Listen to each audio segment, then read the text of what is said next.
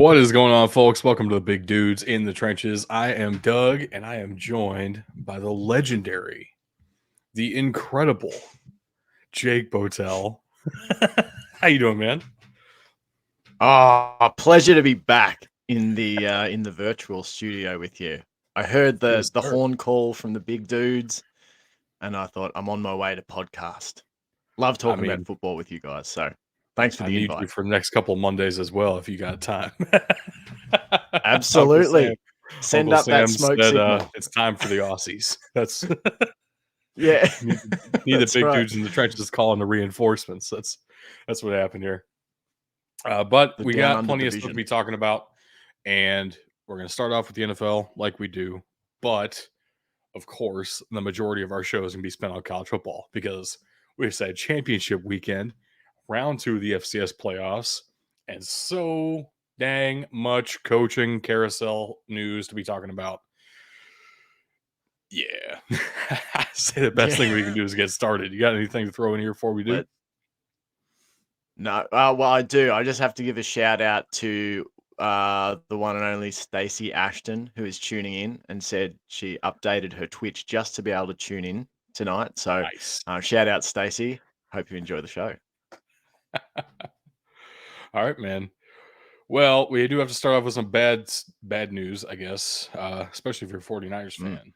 Jimmy Garoppolo has yes. broken his foot and will be Oofa. out for the rest of the season, which means we got to see Brock Purdy play.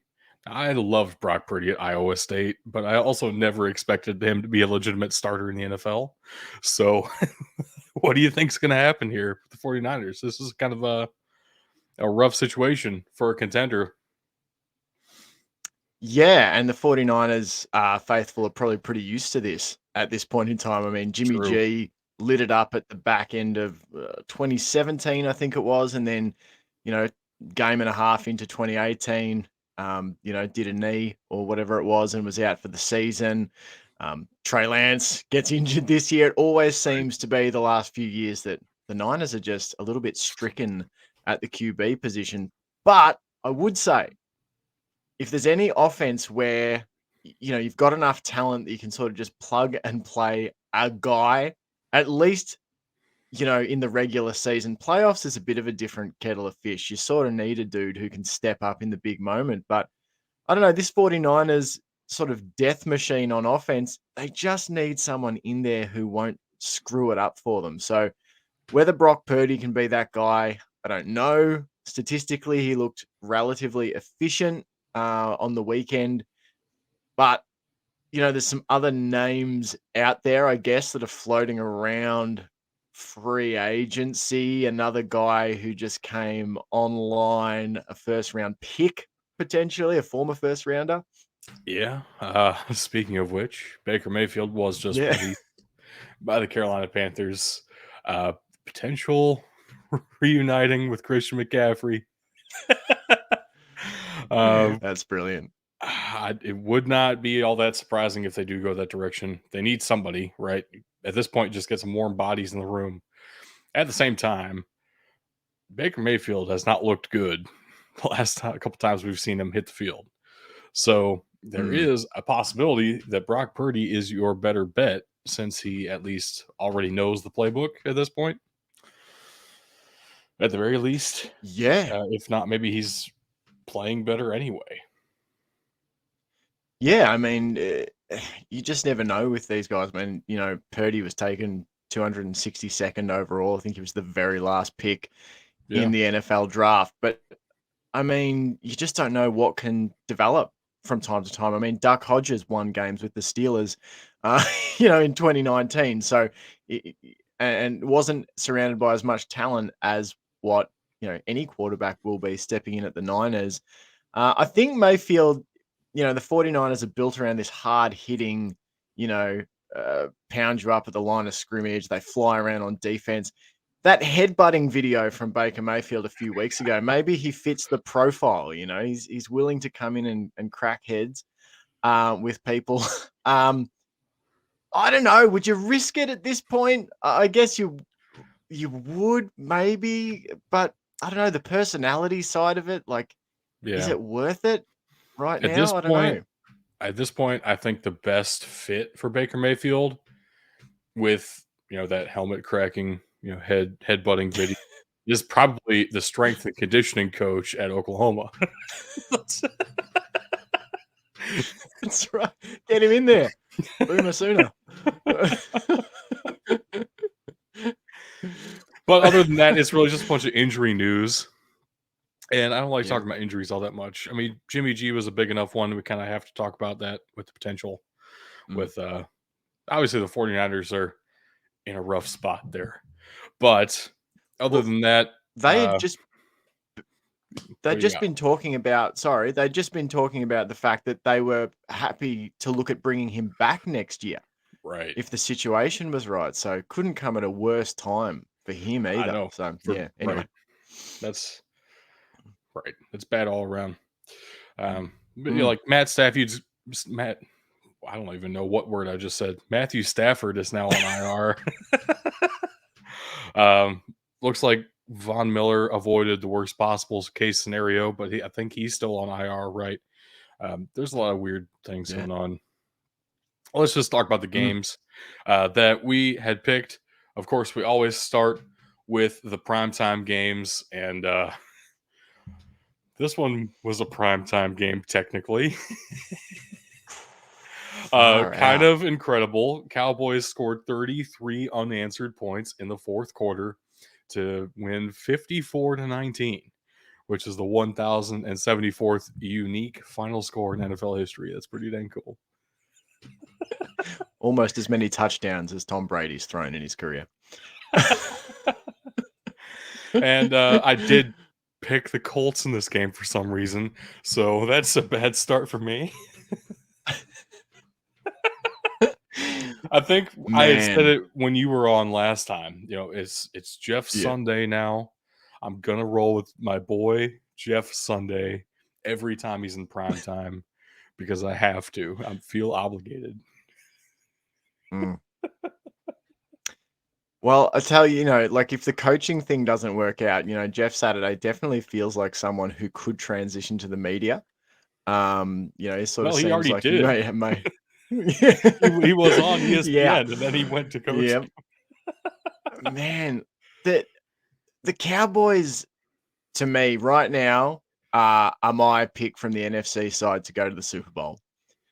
That that defense, they're one of the one of the few teams I think in the league who have a player on defense who could legitimately be in the conversation for league MVP. They Mhm. had to double team Micah Parsons all night. It was funny to sort of watch it unfold, and that obviously just opens up all sorts of other things for other players.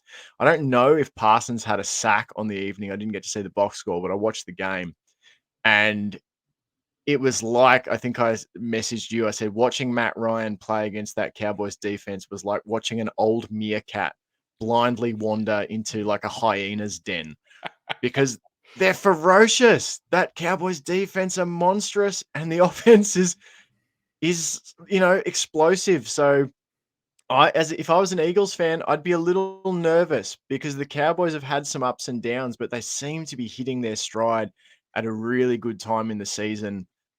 Whether they get a 1 seed or not, I think I'd be picking the Cowboys to go to the big dance at this point.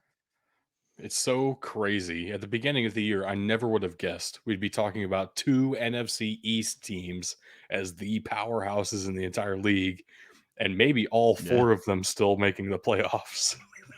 Yeah. it's, Yeah. it's kind of Definitely. incredible. One of those teams that we thought would be NFC juggernauts, the Tampa Bay Buccaneers, is in action right now against the New Orleans Saints.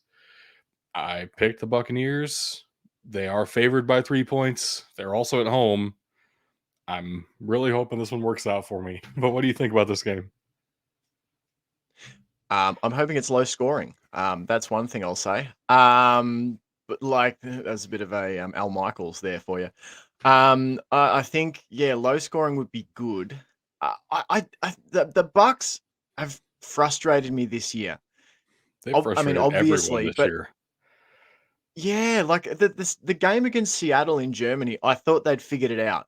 They Right. ran the ball really well with Rashad White. They were bullying the Seahawks. The passing game was starting to open up. The defense was stopping the run. And on my podcast, I was like, I think they've figured it out. I think here on out, they're going to figure it out. They're going to get on a run, late in the season here and be dangerous come playoff time. But since then, they've looked, bereft of confidence, bereft of synergy.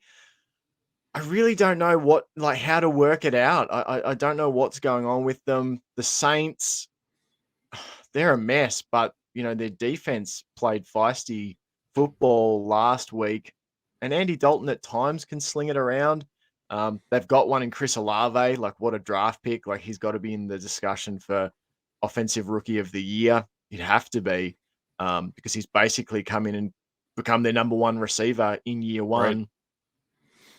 Yeah, I really don't know what to expect as a result, but really disappointed in the Bucks. I didn't expect much of the Saints, but geez, Brady and Tampa have been really frustrating to watch. I feel like I didn't expect much of the Saints either, but I still somehow expected more than this. And starting Yeah. Andy Dalton at this point in the season just feels like a bad move, regardless of where you're at in life. So I Yeah. know he And was good at TCU. He had a couple of good years with the Bengals, but that's also been like 15 years ago at this point. Feels like anyway. you got to start wondering about if it's a draft position move though, Maybe. because does Jameis give you a better, but maybe they don't want a better chance to win. Maybe they're looking for draft capital. That would be a bold move by first year head coach Dennis Allen. Or is it his second year? Either way, still. But that is not the only game we were going to pick this week. Of course, we had 3 games that we also decided were worth watching out for. And I did not get any of these right. Yeah, it's pretty bad.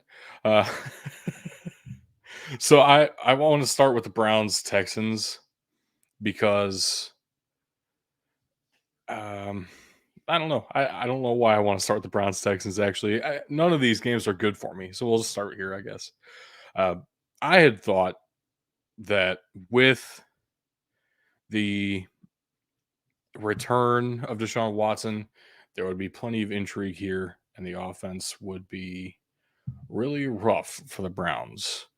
And I was right about that. What I was wrong about with this is that the offense for the Texans was somehow way worse. The Browns scored 2 defensive touchdowns and they got a kick return for a touchdown. I mean, that's a hell of a way to win a game. If you can get 2 defensive touchdowns and 1 special teams touchdown, I don't think you're ever going to lose. So the Browns, even with a poor performance from Deshaun Watson, they proved me wrong, I guess. But I wasn't wrong in why I picked the Texans. I was just wrong in that offense is way worse than I even thought, which I already knew it was really bad. So, Yeah. I don't know if you got to Sorry, see the that internet game, in but it the was cave gross. out here is. No, I didn't see this one. I may go back and watch it. It's sort of like box score Now that you scouting had it. It that seemed to glowing sort of. recommendation, Yeah, that's right. You've really sold it to me. It seemed to play out about as I thought it would. Deshaun Watson fair. looked rusty. He's had nearly 2 years not playing football. But this Browns team, I've used the word enough already on this episode, but feisty. They are a pretty competitive team, in all phases of the game. They show it by scoring on special teams and twice on defense. And this Texans team I just talked about, are the Saints playing for draft position? I mean, that's what's happened here. You don't start Kyle Allen because you want to win games. If Right. you wanted to win games, you start Davis Mills. This is a tank. It's a Texans tank job. I don't know who they want. I think you can flip this team around relatively quickly because I don't think the AFC South is the strongest division, and I think NFL teams can turn quickly if you get the right quarterback, if you make the right draft selections, which there's a couple of no-brainer QBs probably Yeah, but it is the in the Texans. draft. So incoming Anthony That's Richardson, number 1 overall. that's right. That's right. If that was smart, they'd draft Max Duggan, but yeah. Oh, if they were 10,000 IQ plague drafting Will Levis. Yeah, that's right. Yeah, so no, it's the Houston Texans are tanking for draft position. The Browns are, I don't know, they're probably out of the playoff race, but Lamar Jackson is injured. I think And where I does think they are that leave the mathematically Ravens? still in it, but they're basically Mm, out. yeah. They're basically out. But we'll see. We also picked the Yeah. Chargers and Raiders, which sounds like before the season started, sounds like a phenomenal matchup. And now middle of the season sounds like a very mediocre matchup, which is sounds rough, but it's kind of true. Yeah. What ended up happening is honestly what we had discussed, the way the Raiders would win if they do win. The Chargers are without a couple of pieces on the defensive line now due to injury, and the Raiders just let Josh Jacobs loose, ran all over the field on him. I gotta ask, is Josh Jacobs like good now? There was Well, some doubt for the a minute. question, yeah, and also like, did Josh McDaniels grow a brain or something? Because if you Right. look at his stats, Josh Jacobs on Pro Football Reference, um, you look at the games where he rushes 20 plus times. And I think if you look at this, they're sort of like 3-2 in the 5 games where he has 20 plus rushing attempts. Hmm. And I think they're winless in games where he doesn't. So it's such an obvious formula. Give Josh Jacobs the football at least 20 times a game and see what happens. I think it opens up so much more for Derek Carr. But even without opening up the passing game, he's just a good running back. And they should be trusting the offense to him, and Devontae Adams and Derek Carr don't muck it up. That's sort of the formula for Vegas, in my opinion. And um, the the Chargers, speaking of disappointments, like with the Right. Bucks, Right. um, they're really disappointing. They're really disappointing to watch, and it's not for lack of trying from Justin Herbert. He gives his absolute all every week. He's throwing in 3rd and longs constantly, converting a lot of them, but it's all on his shoulders. When I look at it, there's not a lot of support for him on the offense. Um, they don't seem to play great situational football either, and they're just a real mess, which is a shame because that AFC West was meant to be this, showdown between 4 stacked teams, and the And Chiefs it's look like running already away narrowed with the down to division one. again. Yeah, definitely. Yeah. I would Mm, say the situational football issue that comes down to coaching. So it's going to be interesting to see who 100%. the Chargers are able to bring in because it should not be Brandon Staley next year. Put it that way. But our third Agree. game of the weekend was Jags Lions. We thought that both these teams were better than their record so far, and I still believe that to be true. However, the Lions' defense came to play, made Trevor Lawrence extremely uncomfortable, probably the worst game of his career so far. And the Mm. Lions won 40-14. I kind of don't know what to say about that. It feels like a throw away the tape kind of a game for the Jaguars, I guess. But wow. Wow. Yeah, and it's been a build towards these moments for Detroit. I was pretty bought in on the Lions story. I watched Hard Knocks this year, and it's an incredibly likable coaching staff, an incredibly likable team. And you've just been hoping and hoping that Dan Campbell and the staff get this pointed in the right direction before their butts get hot and they get sacked. And look, that's I think what we're seeing. The If you look at the odds next week against the Vikings. The Lions currently slight favorites over the Vikings. Wow. I think it's fair enough because this Lions team, if they had started the season like this, they would be in contention for that division because they bullied Jacksonville at the line of scrimmage. They were just able to drive the ball almost at will. Jared Goff is playing really well. It actually brought up the question. I was speaking with a mate, Jack, about like next year for the Lions and the draft. And, I think that they go and draft a quarterback. And then at the same time, you look at the way this offense functions, and it's really Jared Goff is playing the sort of role you need him to play. He's executing the offense. He's making beautiful throws. And he's just commanding the offense really well. The running game is what it's built around. And they've got that beautiful two-headed monster in Jamal Williams and DeAndre Swift. This is a really good football team. This is a really good football team, I think, that Dan Campbell is building, and I think they've built it the right way. I think if you sprinkled in a really good first-round quarterback on this team, I'd be inclined personally to look at the secondary and see if there's something they can add, in terms of a really true shutdown corner or something. Like this team looks primed if they keep playing like this. And I understand why they're slight favorites against the Vikings, because if they play like they did against the Jags, it's a 50-50 game. So I will say, first of all, it's not hard to bully the Jaguars outside of Jacksonville usually. So True. But also, I think you're right. I don't know that drafting a first round quarterback is really the answer anymore. And there was so much talk of Jared Goff just being like a throwaway.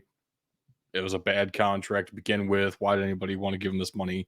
It's going to be so much dead cap for the Lions to actually move on from him, even this offseason. Yeah. Why would you do that if you're already competing this well? So I would absolutely, like you said, I would look in the secondary first and maybe just keep building that defensive line, offensive line. So we'll see what happens. Very interested in what the Lions' future looks like here. Certainly looking brighter than it has in a long time, put it that way. 40-14. Unreal. But that does mean that I got the very coveted Stonks Down award for going 0-4 so far this week. Almost has me rooting for the Saints tonight because I would get the very coveted 0-5. It's hard to do. Below 500. You are welcome. It's been very difficult to get to this point, and just want to thank my Heavenly Father for this opportunity. That's right. I mean, just ask the Cleveland Browns. It was hard to get to 0-16. It's a hard thing to do. So I know you make picks for all college football games this season. Have you been making picks in the NFL as well? Yeah, we've got a picks competition with a few people. I am leading the picks tournament. I'm just vamping here while I try and get the score up to see what my record is this week. Well, if it's above 500, you're doing better than me. So yeah, I've got 12 so far this week. 12 so far this week. Wow. I'm not sure exactly where the standings are. Yeah, there's a couple I didn't quite nab, but yeah, that's pretty 12 good. this week so far. Yeah, I'm happy. I'm happy with that. I'm happy with that.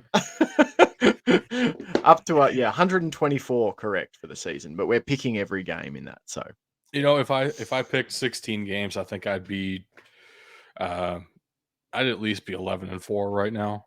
So we're about even, I'd say. Exactly. But speaking of 0-4, we also did very poorly on our fantasy projections this week. Just it's a bad time in the NFL this week for us. Curtis Samuel was our sit at wide receiver. If you're in a PPR league, you're going to regret that one for sure. No touchdown there, but he did have 6 catches for 63 yards. And then we tried to start George Pickens. Very inconsistent on that yet. I would recommend throwing him in a taxi if you can, if you're in a dynasty. Because, yeah, he only had one catch for 2 yards. So not a great look there on wide receivers, gotta say. Mm. And then Yeah, we'd well, also go ahead. oh no, I was just gonna say Pickens. Like, I can understand why you would start him because he flashes something special almost every game. But Right. um, Steelers a bit more committed to running the ball at the minute, which I'm loving. So yeah, I mean, I like that's that. usually a good formula to win in the AFC North, but it's Mm. very bad for fantasy football players, gotta say.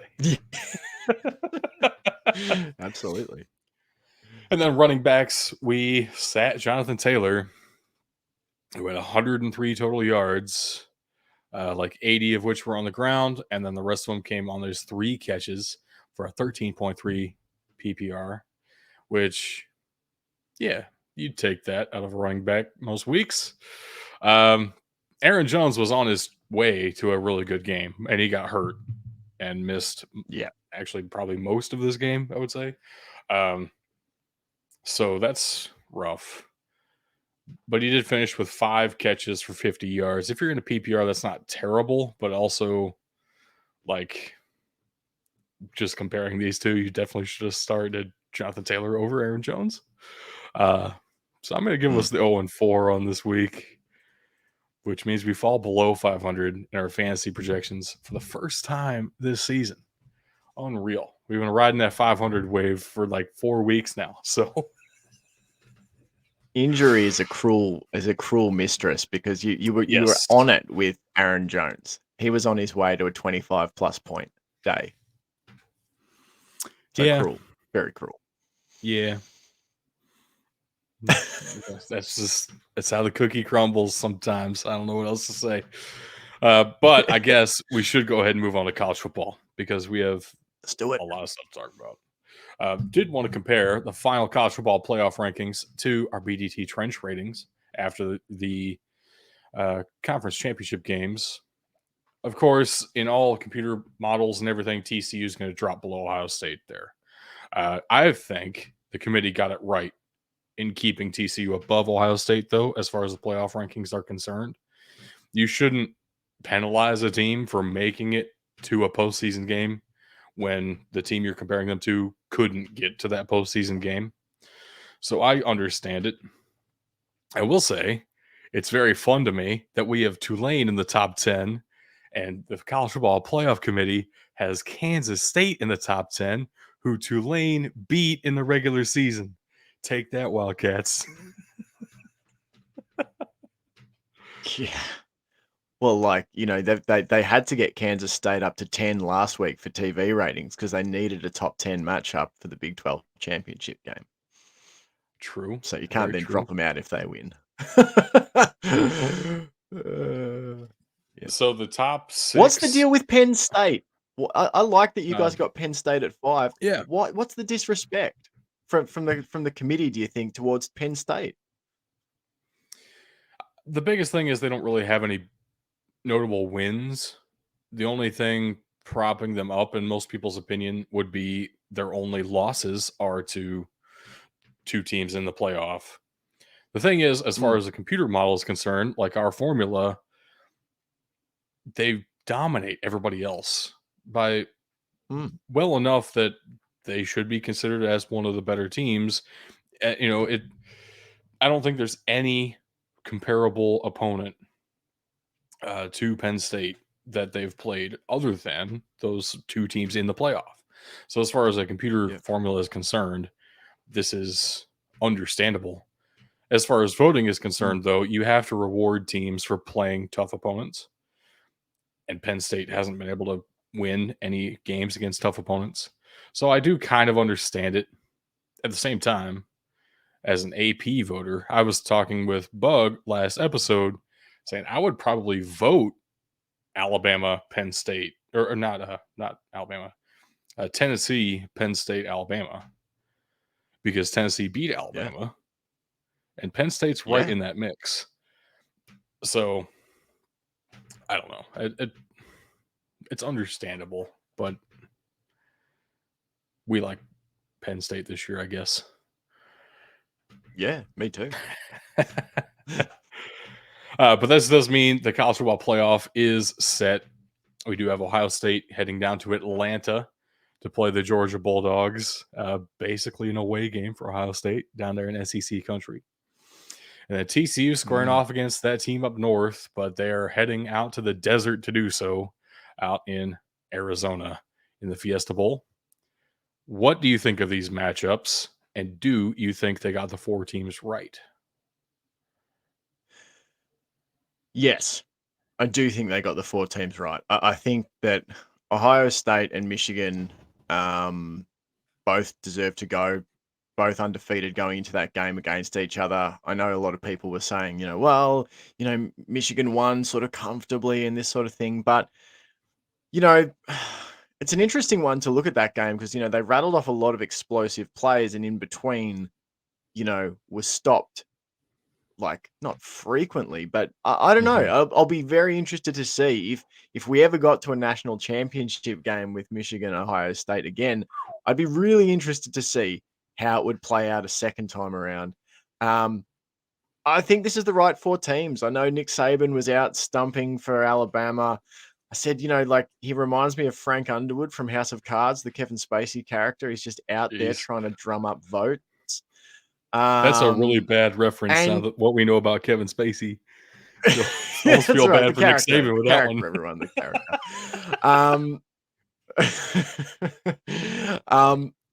I think they got it right. Great uniform matchup, TCU and Michigan. A little bit much red for my liking in Ohio State v Georgia, but I think this is right. I think this is correct. I emotionally hedged the night before this was announced.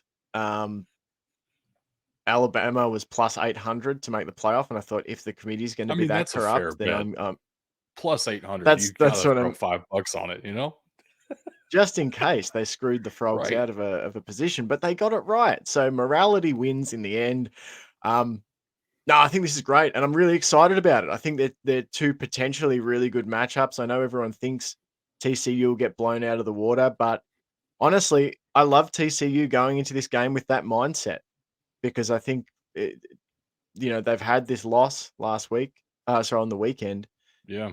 That'll burn in them, and I think they know no one is giving them a chance. No one at all, and Purdue made a fight of it in the game against Michigan, I gotta except say, for man, finishing off in the red zone. it's so crazy to me. We essentially have the matchup of the 2 teams this season who come out slow every single game, go into the locker room at halftime, snort something, come out way red hot. Smelling salts. Both of these teams do that this season. And then on the other side, Yeah. you have Ohio State and Georgia who have just tried to out talent everyone on their schedule. And for the most part, it's worked. The only one loss between the 2 of them. I don't know. I think this is a good stylistic matchup as well as I agree. It is the right 4 teams. I am a little bit biased as an Ohio State fan, sneaking in there at number 4. But I like TCU staying above us as well. I do understand that. But speaking of too much red, let's look at this Heisman Trophy finalists. There are 3 red quarterbacks here and 1 purple quarterback. This looks very much like the Davey O'Brien Award and not the Heisman Trophy, for the record. At the same time, I don't really know who else I would put up here at this point in the season. It's kind of tough. I know Michael Penix, Bo Nix have some legitimate discussion as being the most electric players in college football, potentially the most outstanding. From a position player standpoint, it's hard to think of anybody who really has the stats to compete. You watch Marvin Harrison Jr., it's clear he is a freakish athlete and does some amazing things. If you watch Bijan Robinson, he is one of the greatest running backs we've seen in college football in a while. At the same time, they don't necessarily have the stats to compete in the way that quarterbacks will in a pass first college football landscape. What do you think about this? Yeah, no, I tend to agree. And quarterbacks have so much more margin for error for 1 or 2 quiet games. Like you think about Bijan Robinson, he was pretty well stopped against the Frogs. And Right. a running back just isn't going to get that same leeway when it comes time for the awards season. I think about Blake Corum for Michigan, now missing games through injury, like just makes Well, it right. tough if Even you with that, as Hendon Hooker ought to be considered for this anyway. I yeah. mean, he got hurt.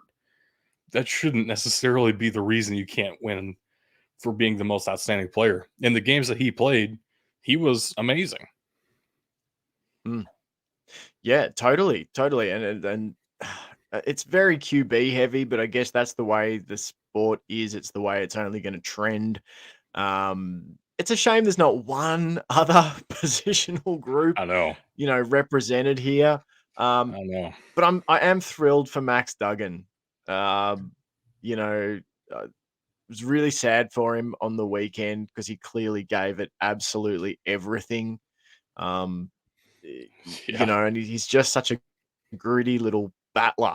That's what I love about him. Is just I think he really does embody that team so well. But it's a nice array of players, but I think there's it's pretty obviously tilted towards Caleb Williams. I would say at this point. Yeah. And there is really only one surprise on this list. I would say most people will be, a little bit thrown off by the inclusion of Stetson Bennett. I kind of understand it though. If you look at his stats this season, he's not been incredible, but he's been very efficient. And I don't know. It doesn't scream most outstanding player to me. It screams Yeah. pretty decent player in the right system. Mm, But yeah. he also has his Bulldogs undefeated, and he is a quarterback, so he's a finalist now. Is the Heisman like too? I mean, I've only been following college football a few years, but uh, like the story element of it seems to. I mean, it matters to me as a spectator. Obviously, performance on the field, but then the idea of a story of a player, Hmm. like Max Duggan, not even the starting quarterback having the heart issue at the start of the year, coming back, winning the job, and doing what they've done, like that tilts the needle pretty heavily for me, that sort of stuff. Um, but I don't know if that factors into people's voting or not. It can. I mean, there are plenty of voters. I'm Mm. sure every one of them has their own criteria. I mean, Stetson Bennett's story is equally engaging in Yeah, that sense. A former walk on clinches the starting job, wins him a title, comes back and goes undefeated. I mean, the disrespect around him has been palpable, sure.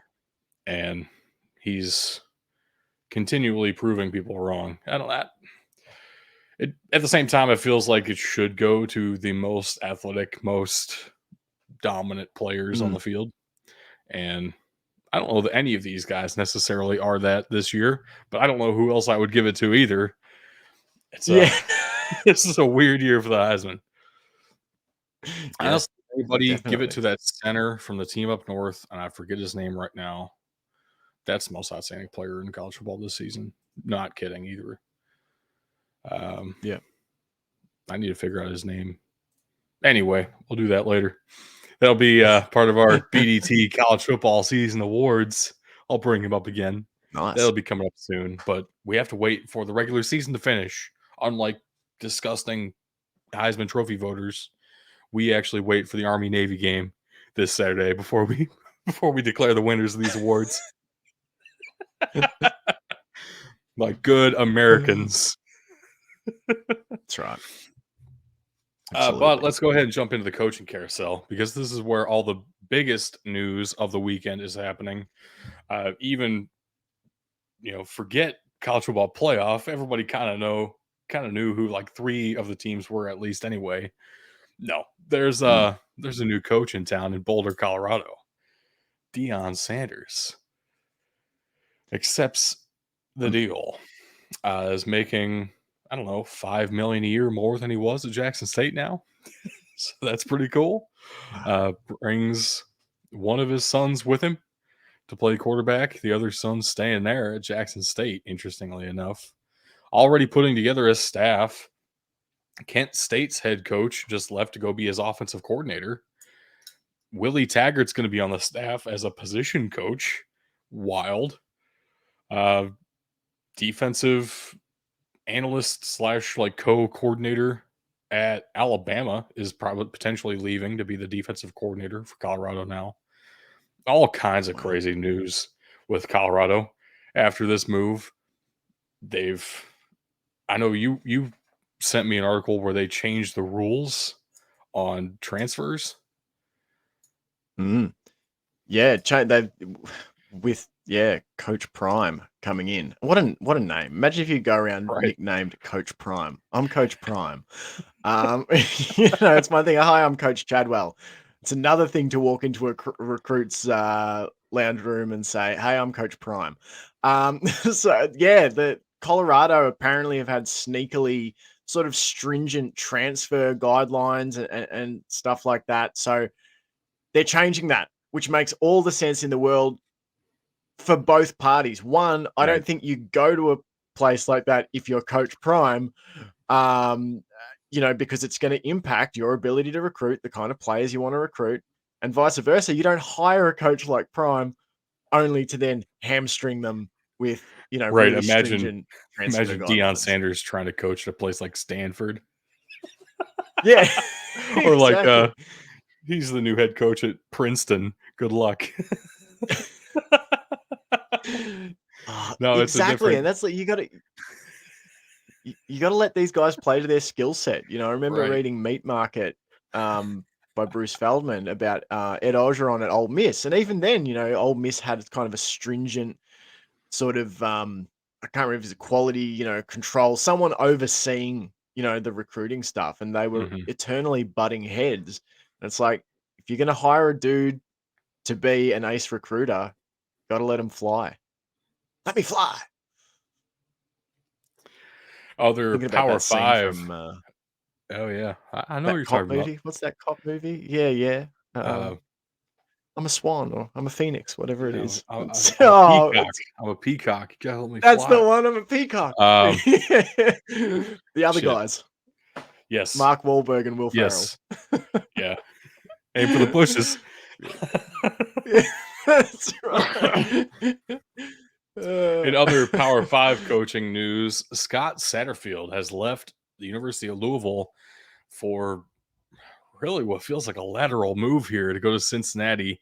Now, I understand he's been on the hot seat at times at Louisville. He has very publicly expressed interest in other jobs while the head coach at Louisville. There's also turnover in the athletic department there. I kind of understand it. At the same time, he didn't tell anybody. Everyone in the program found out this morning on Twitter, like the rest of us. Wild.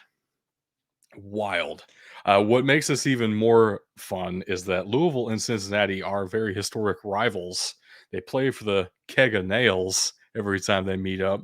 And this year, they're actually playing against each other in a bowl game, the Fenway Bowl, where they're going to share a sideline. This is holy so moly. wild. This is amazing. So Satterfield's doing the only logical thing here, and he's going to recuse himself from coaching in the bowl game for either team. Wow. Yeah. But he's going to Cincinnati. So leaving the ACC for the Big 12, they're already tearing up the AAC logo on the Cincinnati field in favor of the Big 12 logo. This does not feel like a promotion at all. It feels like he was trying to escape a situation.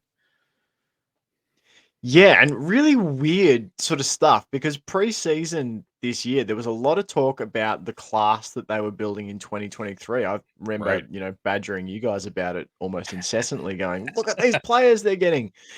And, there was sort of some talk around, like, was there sort of like an NIL war chest kind of being built? And so then, like, what's happening here? What's the situation he's trying to get away from?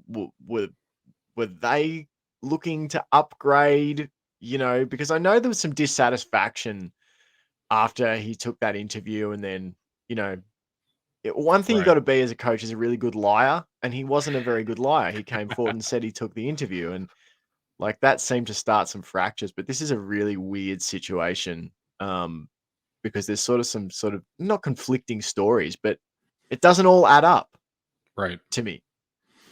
Right. And Yeah. some Louisville players have come out and said that he's not a very good guy anyway.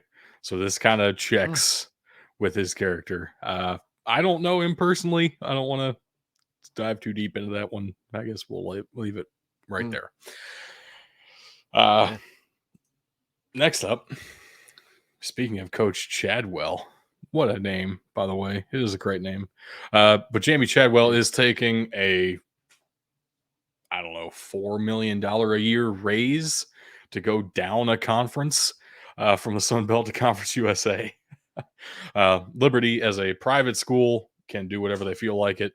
So they don't have to answer to state governing bodies, and they decided that they want to have a good football team now. And they're going to throw money at Jamie Chadwell. So kind of can't blame him. At the same time, it really felt like what he was building there at Coastal Carolina was special. And I was hoping he would stay maybe another season or two and really wait for that right Power Five opportunity if he wanted to move on. But, we've seen Hugh Freeze just got another SEC opportunity after Liberty.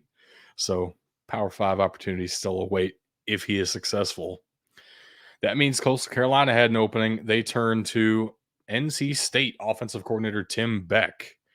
He's been an offensive coordinator for a couple of different schools now, stops at Texas and Ohio State before taking over NC State this year. Um, Kind of a down year for NC State. I'm willing to chalk that one up to injuries, though. Devin Leary didn't play the whole year. So he's been successful in the past. We'll see what he can do. It's probably going to be a change up of offensive styles, though. Jamie Chadwell was running something of a modified triple option, and Tim Beck is very much Mm. more of a pro style coordinator. We'll see. But both of these moves, very close to one another and very closely related, kind of felt like they deserved to slide together. But what do you think about both these moves?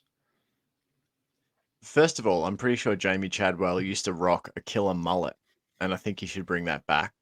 I don't This is think not he ever acceptable. did.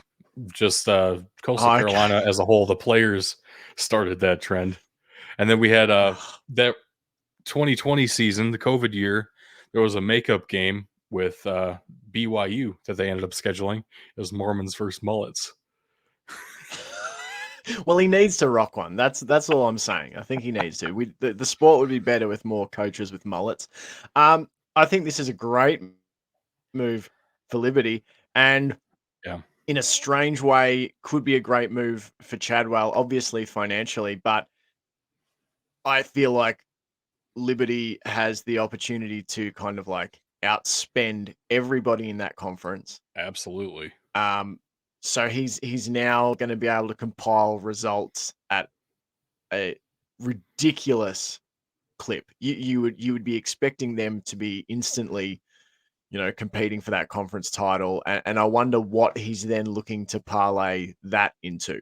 If we can dominate with this offense, I have, I'm assuming he can probably pay his coaching staff more at Liberty, all that sort of thing.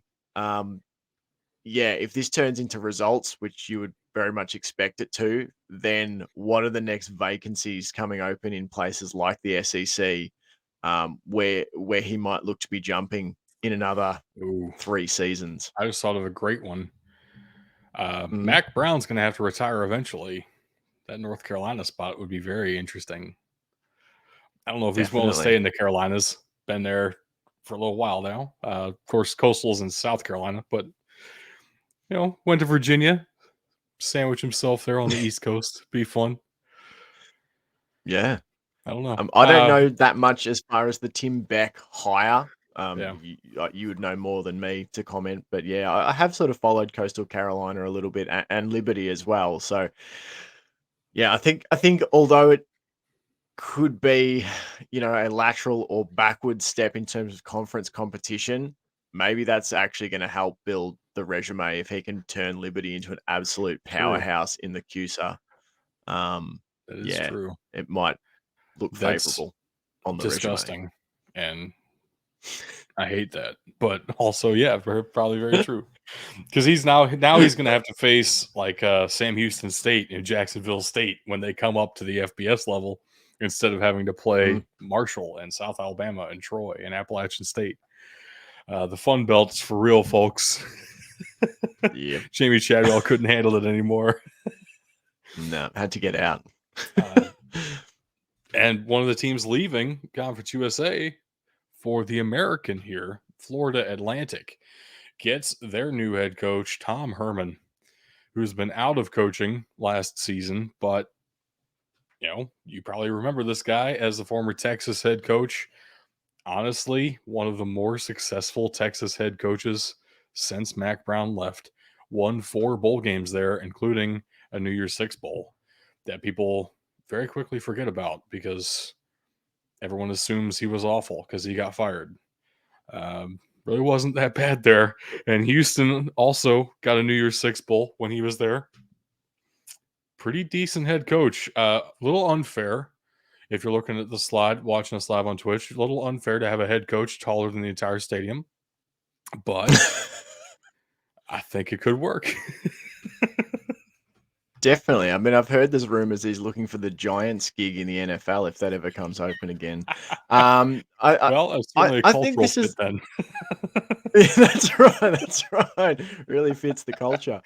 I think this is a really good hire for FAU. And Absolutely. another, you know, uh, another patron of the Lane Kiffin School of Coaching Image Rehabilitation. Like Kiffin parlayed, a gig at FAU straight into the gig at Ole Miss. I agree with you. Like with Tom Herman, you look at Steve Sarkisian now at Texas, who was meant to take Texas. They're back, man. He's had Right. his struggles as well. Like I think the Texas job is hard. Yeah, you can acquire talent, but it sounds like a hell of a lot more work.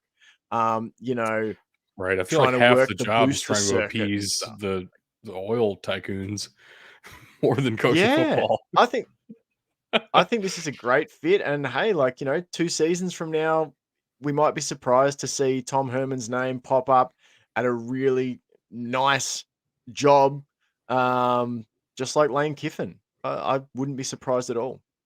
Tom Herman for Texas A&M once they fire Jimbo. Yeah, once they get that buyout down to a workable 60 million. Right. And then he'll be bought out by like West Virginia. That'll be great. But staying down in Uh, Florida, the USF Bulls get their guy in Alex Golsh. Cool story, actually. He was born in Moscow in the Soviet Union. His family moved to wow. Ohio when he was a very young boy. Never played football, but he got a graduate assistant job at Ohio State, parlayed that into some position coach jobs at Toledo and at Illinois before becoming co-offensive coordinator for Josh Heupel down at UCF, and then followed Josh Heupel up to Tennessee to become the full-on, no co-attached, the full-blown offensive coordinator. And we saw how great of a job he did this season. I mean, Hendon Hooker played lights out. I mean, that Tennessee offense, number 1 in the country by a lot this year. Mm. Uh, pretty good hire, I would say, for the Bulls here. Hoping it works out. We've seen some coordinators not pan out the way they did as coordinators, but Golsh seems like a strong candidate, and I hope he does work. I'm rooting for the Bulls. Yeah, and it's an easy sell to Bulls fans, I imagine. We're taking, hey, Right. did you enjoy watching the Tennessee offense this year?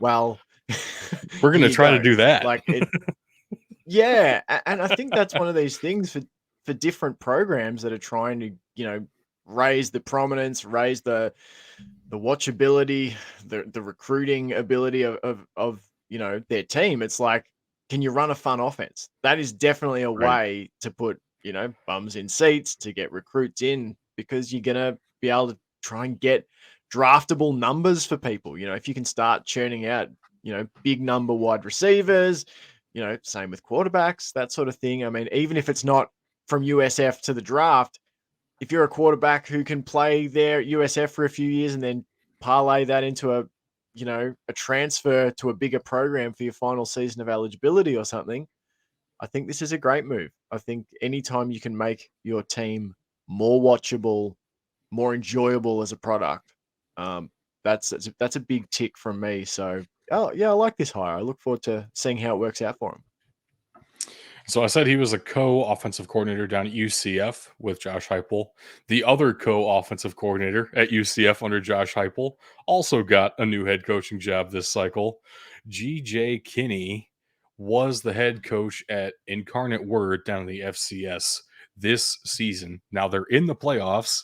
He's going to stay with UIW through the playoffs, but as soon as that's done, as soon as Incarnate Word gets knocked out, he's heading, I don't know, an hour north to San Marcos, right in between San Antonio and Austin there, to become the head coach at Texas State.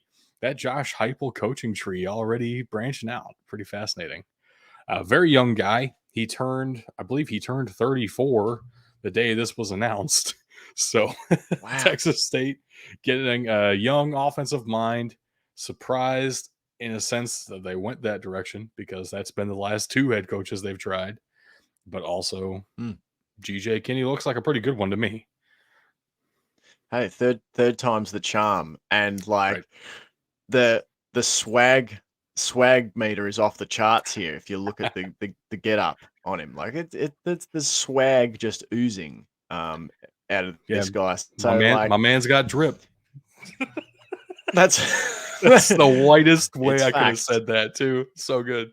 That's right.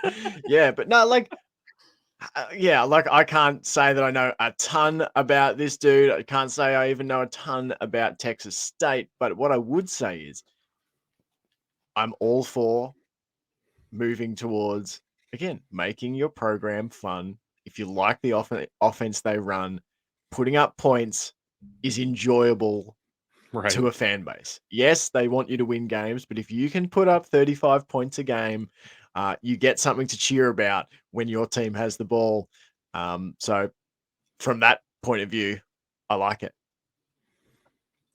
So we do have to talk about the jobs that are still open here on the coaching carousel. Now, Tulsa, technically still open. It's not been officially announced yet. I say that for a reason. It definitely seems like Ohio State offensive coordinator Kevin Wilson has already signed a deal to become Tulsa's next head coach. There has been no announcement. We like to hold off on making, that part of the news unless we know for sure. And Kent State just came open an hour ago, so this is a very up-to-date list. Yeah. But I did a tier list of all the open jobs last week, so I'm curious to get your thoughts on, if you had the pick of the litter, let's say, which opportunity do you think has the best resources, best opportunity, best chance to win quickly? What do you think about these open jobs? Of course, we're looking at UNLV, Western Michigan, Stanford, Tulsa, still technically North Texas, Louisville now as of this morning, and Kent State as of an hour ago. Yeah, well, look, if I was a young coach, if I'm a 32-year-old head coach looking for an opportunity, somewhere I can go and win and recruit, that's a big thing for me. Where can I go and recruit and be supported to recruit? Because talent acquisition is a massive part of the sport. Obviously, you got to be able to coach, but if you can get talented players, that makes the job a lot easier. Definitely. So from there, I'm definitely counting out Stanford. I don't think that's a particularly attractive job for me. Maybe financially and that sort of thing, but I think it's really hard to recruit, at Stanford to the same level as some other teams. Yeah. I would probably be looking at, I'm trying to think if it was UNLV that I had heard was about to get an influx of cash and That's money. the I had talk. heard There is some talk of rumors. that. Look, probably go with either UNT or Louisville. I think Louisville, you're going to be able to, compete in the ACC. Clemson is still obviously the power of the division, but they've been shaky. They've been shaky. I don't think it's that hard to climb in the ACC if you're clever about it, if you can recruit, if there is NIL money there and that sort of thing. I think you can make that into an attractive program. But yeah, those sort of two I think I would be looking at is Louisville or UNT, and I'd be seeing if these rumors about UNLV are true about them potentially trying to upgrade the football program. What about you? Am I totally insane? No, as far as group of five jobs go, North Texas and their dedication to winning is kind of unmatched. It's almost unheard Mm, of. So they went to the Conference USA title game this past weekend, lost it, and fired their head coach because of it. They were like, we're not jeez. getting the results we're expecting because of the resources that we're putting into this. It's the Mm, best facilities in the conference by a long shot. I mean, Liberty's going to try to compete with that now, but North Texas is yeah. doing a bang up job of really trying to build a quality program. At the same time, that makes that a very difficult job because the expectations are so high. Mm, I would say of these options, I mean, Louisville is probably up there for sure. I don't know. I like that Tulsa spot though. That would be very tempting for me. It looks like that one is filled with Kevin Wilson, but if Tulsa's still on the board, I'd be calling them up. Just me personally. I don't know. I don't have a really great reason why, to be honest with you. It's just, yeah. Sometimes it's just a vibe. yeah, it's a vibe. But we do have one move in the FCS level as well. Of course, we love to talk about these when they happen, but it's a little bit slower to develop, a lot more relationship building down here. Danny Rocco is the new head coach for the Virginia Military Institute. Now, this is very awesome for VMI because it looks like they're finally dedicated to winning on the football field. We talked about it a lot on the show. In 2020 was the first time they ever made the FCS playoffs. And now they're hiring a head coach who's done that quite a few times. 7-5 in his career in the FCS playoffs and 121-65 across all of his stints at Liberty when they were still an FCS school, Richmond, and Delaware at various points in his career. Also got to say, he looks very good to be 62 years old. Rock on, man. Telling me. Um, He's taken whatever Jim Harbaugh is taking, or John Harbaugh, right. rather. But very experienced head coach. And I am very impressed with this move for VMI, actually. It looks like they're really dedicated to putting a good product on the field. And Danny Rocco is certainly a guy who can get that done for you. Great name, too. Speaking of Coach Prime, Coach Rocco. Right. Like, works for me. Definitely.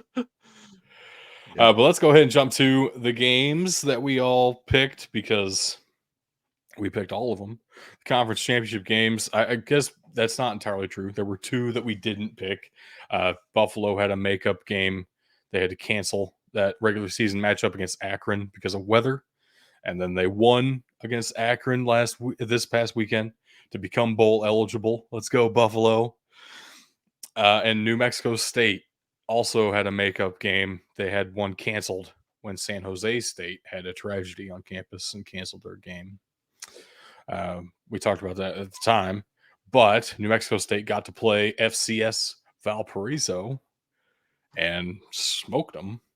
And New Mexico State's now 6-6 as well. Also got a waiver to become bowl eligible because they had 2 wins against FCS opponents at that point. So they're in a bowl game, which is very cool.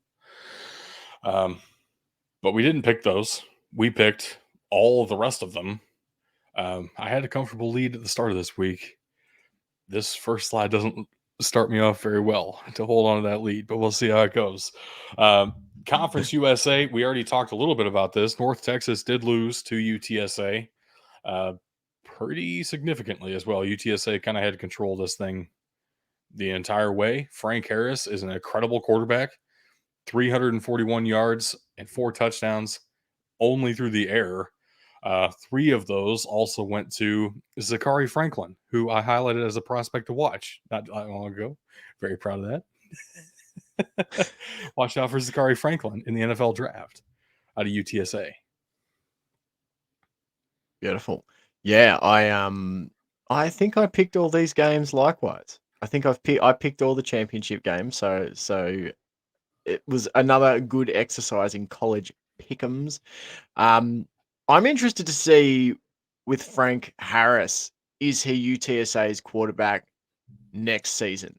Or is there the potential that he tries to springboard via the transfer portal and up his draft stock? I don't know much about him, apart from the fact that I know he's had an incredible season. And I just wonder if there's going to be another team that comes knocking with a big NIL deal to say, hey, for 1 year, we would love to pick you up, sort of thing.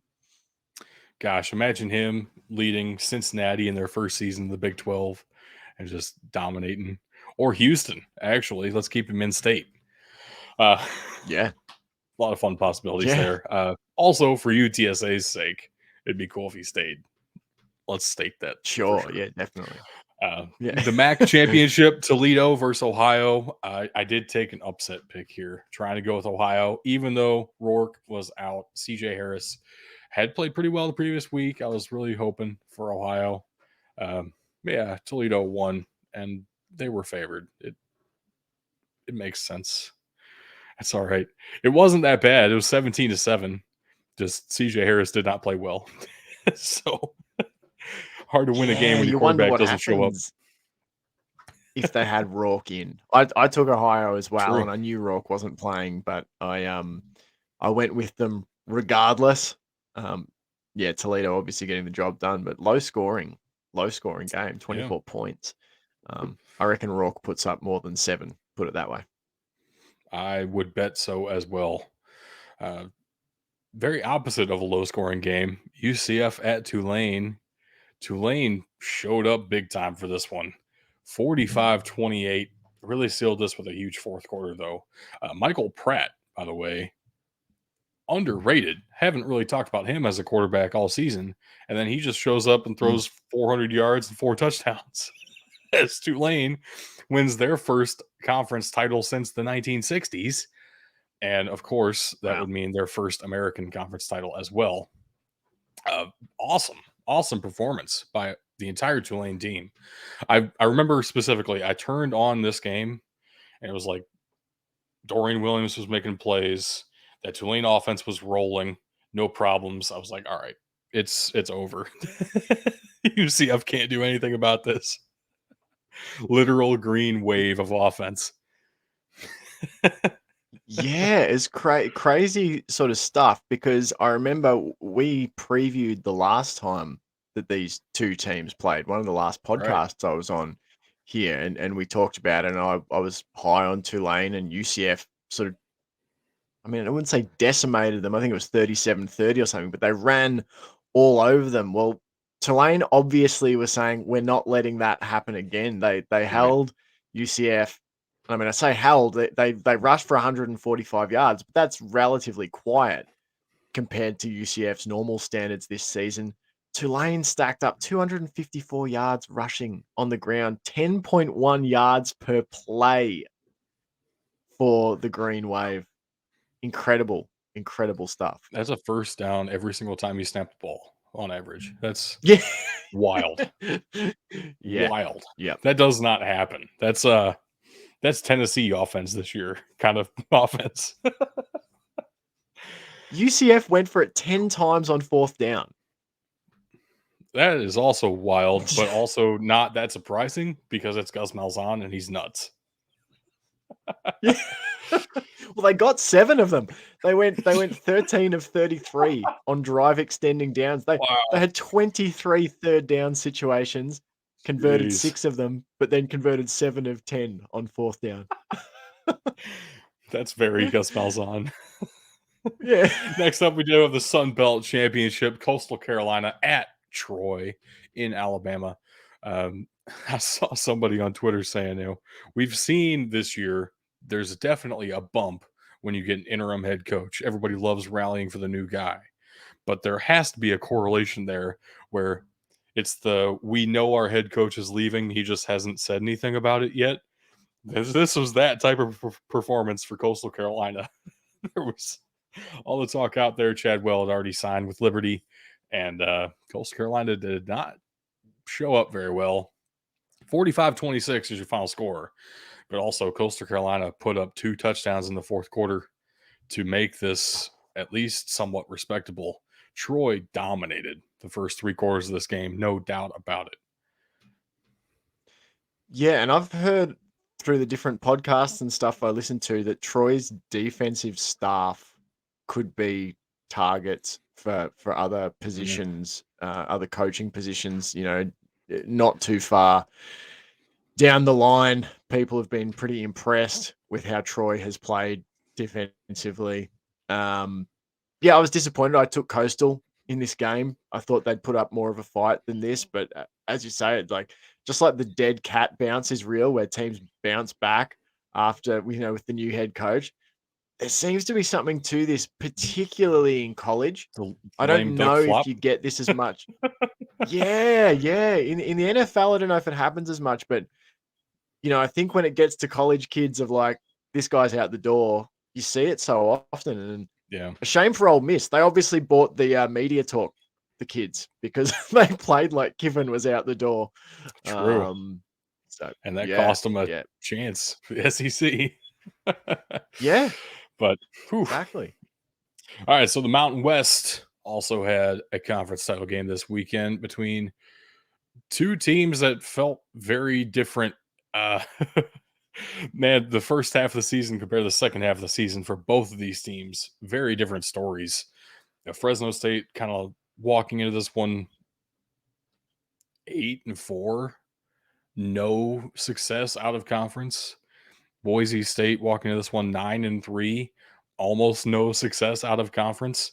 And it felt like everything kind of turned around for both of them as they headed into conference play. Now, one of the issues for Fresno State, their quarterback, Jake Hayner, was hurt for part of the season. That really affected them. He's a fantastic quarterback. But Boise State really felt like they had something going. They had a lot of momentum coming into this one. We all picked Boise State. Fresno State's defense won them this game. Very impressive. 28-16 is your final score there. The Bulldogs win the Mountain West in Jeff Tedford's first season back. Jake Hayner is a beast. Absolute Yeah. beast. 72.6% of his passes completed this year, 18 touchdowns, 3 picks. He's only played in the 9 games this year. He threw 33 touchdowns last season. You Right. would be thinking this guy is a potential draft prospect. Like he's played so We'll well. see. And I think it was Fresno State v UCLA last season, which was an absolute slobber knocker between him and Dorian Thompson Robinson. I actually picked Fresno State in this game because of Jake Hayner. Sometimes if I'm not quite sure, I'll just pick the team that I think has the quarterback advantage. And, Well, that was definitely it Fresno paid State. off. But wow, Yeah. I'm just impressed with this defense, I gotta say. So I took one of their defensive players as my prospect to watch this week. He personally didn't show up, but he's on the defensive line, so I'll take credit for it anyway because it all starts in the trenches. Yeah. Exactly. No, you got to take credit where you can. So then in the Power Five, start us off with that Friday night game, Utah USC. We all took USC on this show. I think everyone in the world took USC in this game, including USC, and they played like it. They thought they were going to win, and Utah smacked them in the mouth a couple of times and ended up running away with this one. It was a lot closer than this for a long while, ended up being 47-24 Utah with the back-to-back Pac-12 titles. This game played out so similarly in some ways to the first time they met, where USC jumps out to a big lead. They're up 17-3 or something early on. The injury to Caleb Williams, there was a lot of focus on his hand. That he hurt his hand. He was limping around after one of Right. those long runs, Well, and he was getting I sacked in ways that he just wasn't in the regular season. yeah. Yeah, so the Pac-12 is going to Pac-12. Yeah. They essentially Right. I used to call the Big 12 the Conference of Cannibals, and that's what the Pac-12 has been this year. Every time it's like, oh, they might have actually managed to manufacture a playoff contender here. Someone would cannibalize them, and that's basically what Utah did. They've taken down USC. They've knocked them out of the playoff spot. And credit to Utah, because a lot of people thought it was potentially going to be a hard year for them, that they lost some talent. And, I think it's a fitting little sign of resistance to Lincoln Riley's USC of like, you're not just going to come in here and run this conference. There's still some All big right. bad Beat him teams in twice in here. the same year. That's Yeah. Whew. That's a great send Yep. off. I wish USC were leaving for the Big Ten this offseason now after this. It would be like Well, storybook ending. someone made the point too of like, USC has really struggled against teams like Utah that play the style of ball that Utah plays. And it's Right. like, you're going to a conference now Who that only plays a plays bit that more of style. that. Right. Like, Yeah, they yeah. had a very tough game against Oregon State too, playing that physical style of defense first, smack you in the mouth type of football. And if they run into Mm, Iowa and Michigan State, and dare I say it, sometimes even Rutgers anymore can really hit you. I don't know how they're going to do in those northern climates. Now, I assume they're going to out talent a school like Rutgers, but sometimes you can't mm, out talent a school like Minnesota or a school like Michigan State. yeah. So, very, very interesting move there for sure. But that's a couple of years out yet. In the meantime, we had Kansas State against TCU in the Big 12 championship. Bug and I took the Hypno Toads. Felt obligated. It felt like the team of destiny. Tug took Kansas State, and I was surprised at this for a little bit, but then I realized TCU won in the regular season. It's very hard to beat a team twice in the same year. And TCU almost pulled it off, which again says to me they're definitely one of the best teams in college football. But it wasn't overtime Yeah. loss. Kansas State pulled this one out 31-28. Fantastic football game. Yeah, it was an amazing game. Watched on the edge of my seat multiple times where I thought, oh, the Horned Frogs, they're done. They're done. They've fallen down by 11 points again or whatever, or, through an interception, or there was a fumble to Quentin Johnson at one point on a deep completion in the first half. And you were just like, this stuff, there's no way we're getting back into this game. And credit to them, their depth of self-belief that they will just find a way to will them back in. And, they had the ball, in my opinion, in the end zone in overtime. Um, I believe he crossed the plane, the running back there, but it's the way it goes. Sometimes you don't get those things. TCU had enough chances to have won this several times over. Love Max Duggan to bits. Brilliant quarterback, brilliant leader. Going to be sad to see him go, but he was upset after the game, and people saying they're really upset about the result, which he would be. But I think he would know too. He was probably a little bit upset at himself too, because there were throws, a couple that come to mind in the first half that were man open down the seam, sprint in touchdown, and he Yeah. overthrew them. And it's those little misses in a game that you lose by 3 points. It's the fumble, as I said, from Quentin Johnson, which you don't normally see him make. He was trying to make extra yards after the catch on a long completion from Duggan, and it came out. Kansas State got the ball. It's just those things. I was impressed with with TCU's defense, because they faced a really physical Kansas State team, and TCU actually for large stretches of the game, played really well against the run. Obviously, going up against Deuce Vaughn, he's just going to break plays from time to time. But I was impressed with the Frogs' ability to match the physicality and to work themselves back in this game. And credit to K-State. It was a hell of a game. Absolutely. Their reward is facing Alabama in the Sugar Bowl. So good luck, Wildcats. Next up, we have the SEC title game, LSU against Georgia. Brian Kelly's first year in the SEC has to be chalked up as a success for sure. But Definitely. they still got rocked by the Georgia Bulldogs. 50-30 is your final score. Georgia went for 2 on their last touchdown to make it a 50-point game just because they could, which I kind of respect, not going to lie. Gangster.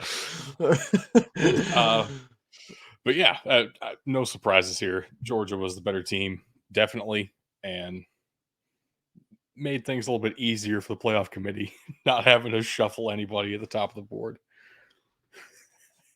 Yeah, and that was the opening touchdown came on a blocked field goal that Georgia picked up, and LSU thought it was dead, and Georgia ran it back for the opening score of the game, and you just sort of knew from there, Right. oh, this is how this is Right. going to go. Like, and there was a point made on something I was listening to the other day, saying like Sonny Dykes definitely should be in contention for, say, Coach of the Year. There's a couple of guys around college football. I think Kirby Smart deserves a lot of credit. He lost an incredible caliber of player last year, and not just True. one or two, like a lot of players. Like a record And they've number of come back. first-round picks off of the same team. Yeah. How many teams can turn around from that sort of loss of talent and just back it up again? Did he lose both coordinators as well? I think he may have lost his defensive coordinator. Defensive coordinator is now the head coach at Oregon, Dan Lanning. Yeah, Honestly, couldn't tell you who their offensive coordinator is for the life of me. yeah. I So, don't know, like that's a lot to lose, and then right. to turn around and go 13-0 again. They're impressive. They're very, very impressive. Next up in the Big Ten, we had Purdue against the team up north. I couldn't bring myself to pick my rival. Personal vendetta. I can't do it as a point of principle. Also, wild. I went to this game on a whim. Oh, nice. Because Indianapolis is like a 2-hour drive directly north of me. So why not? And it was a sea of maize and blue, and I was in Ohio State gear. And I'm just glad I didn't get in a fight. But also very glad that I left at halftime because Purdue made it very much a game in the first half. And then the second half was very much not a game anymore. The better team did win 43-22. Purdue, valiant effort. Not enough. Yeah, and really just failure in the red zone. Right. They had plenty of Absolutely. opportunities. They moved the ball really nicely, for large stretches That of was the this game. toughest But part. It felt when you like come Purdue up, could have been up 2-3 scores at halftime, and they just couldn't get it in. absolutely. And so, as a Frogs fan, it does give you a little bit of thought. Well, if Purdue can move the ball on them, who knows? True. Maybe we can move the ball on them. I don't know. But the ability to finish drives was just massive. Purdue couldn't run the ball 90 yards on 37 carries. Michigan did run the ball. They only threw 17 times. Michigan, couple of turnovers as well for the Spoilermakers. Didn't help, but they One really outgained bad Michigan. interception, and one was like, wow, I can't believe that was intercepted. It was like a couple of plays like that where it's just Purdue got out talented a little bit realistically here. At the same time, I don't know. They were moving the ball relatively well in the first half, at least. But you saw it too. Like 5 field goals.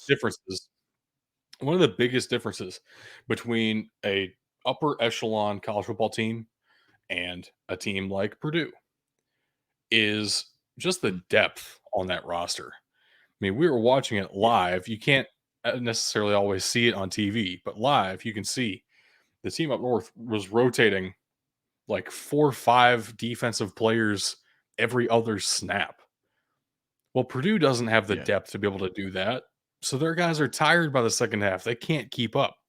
And so that's a real way where the teams like Georgia, like the team up north, like Ohio State, like TCU at some points, can just Mm. wear you down and out talent you. And that's why that's the upper echelon of college football this season. Very impressive, honestly. I just also hate them. And so I'm about to puke and let's move on. Because the last championship game in the Power Five, the ACC title game, Clemson against North Carolina, we had no faith in the North Carolina defense. As much as Drake May is a fun quarterback to watch at times, Clemson's definitely the more talented team, and they did win here. Cade Klubnik had to come in. Didn't really do a lot. A lot of this was put on Will Shipley. At the same time, Clemson beat him 39-10. Not really any doubt in this one the entire way. Yeah, this was a beatdown.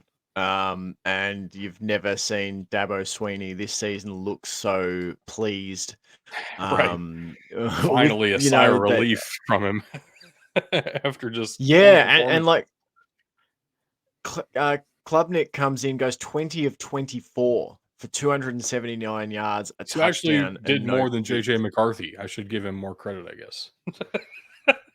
Yeah, absolutely. And even if you look at Will Shipley, he actually only had 7 carries, 18 yards, and a touchdown. I That don't know, they man. didn't. I felt like they were running Yeah, the ball.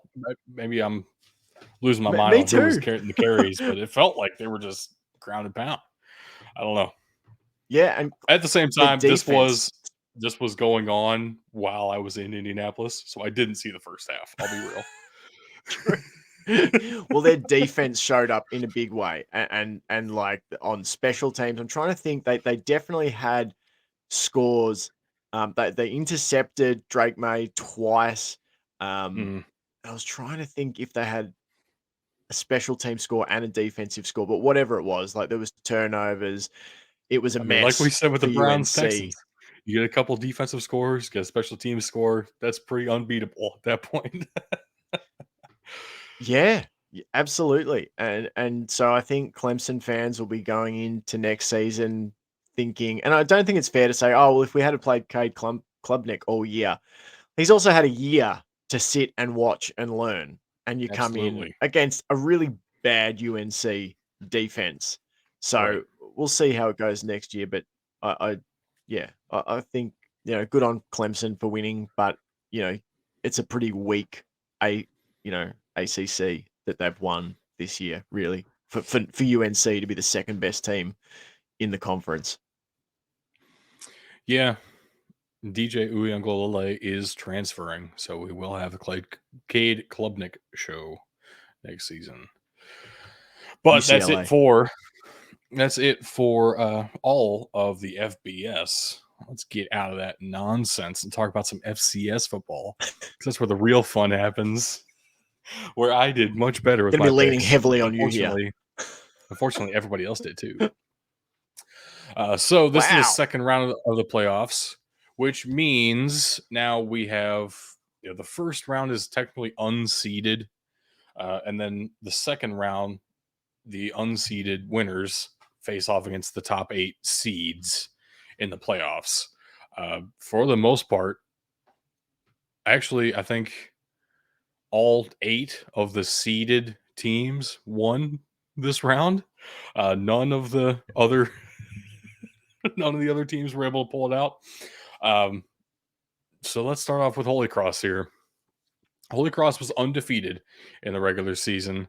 They not getting a whole lot of respect. The Patriot League is not very respected as far as being traditional football powers. So even as 11-0 Patriot champions, they weren't getting a whole lot of love here. A lot of people had picked New Hampshire to win this one. We all went with Holy Cross. We saw them play a couple of times. The Crusaders looked pretty dang strong to us. And they do win this one in a nasty weather game, 34-19. Strong performance by the Purple Crusaders. Very fun. New TCU colors. Yeah, what a there. game. It's good stuff. Yeah. Yeah, more purple required. More purple. The Purple Crusaders is a nice.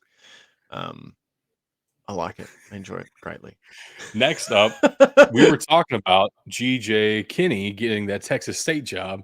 He is still the head coach at Incarnate Word and will stay there for at least one more round of the FCS playoffs as they do beat Furman, knocking out that purple team. In a very offensive game, Incarnate Word 41-38 over Furman here. Lindsey Scott Jr. threw for 394 yards and 5 touchdowns.